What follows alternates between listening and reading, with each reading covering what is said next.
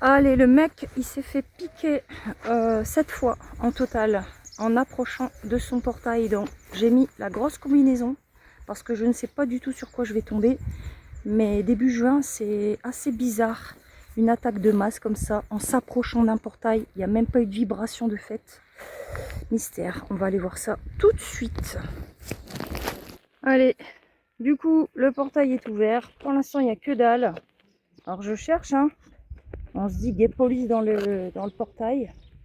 Peut-être Nick Frelon dans la haie, là. Je regarderai après. Moi, j'ai ouvert, j'ai fait vibrer. Il n'y a que dalle, hein.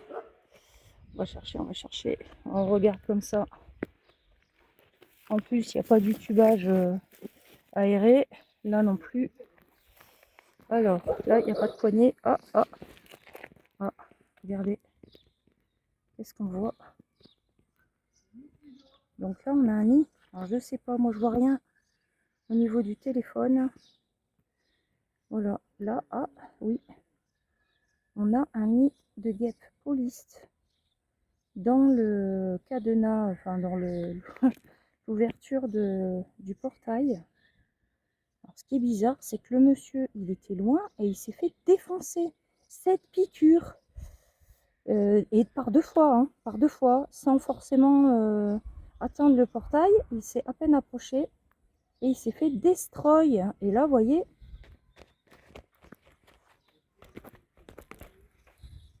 elle bouge pas. Hein. Bizarre. On va traiter. On va voir ce que ça donne. Alors, excusez-moi parce que d'une main, c'est un peu complexe. Voilà. La poudre, c'est magnifique parce que quand on a le doigté, on sait faire la juste dose.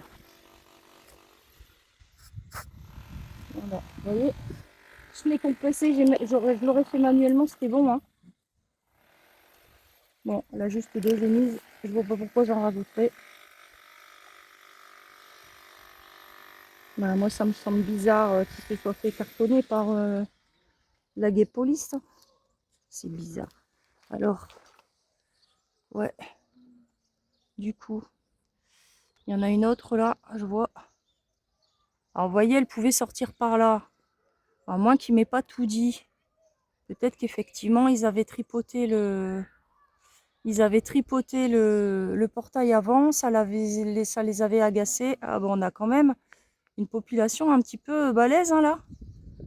Ah ouais, ouais, ouais. Bon, on est déjà sur une dizaine. Hein. Pardon. Ça me semble assez chelou.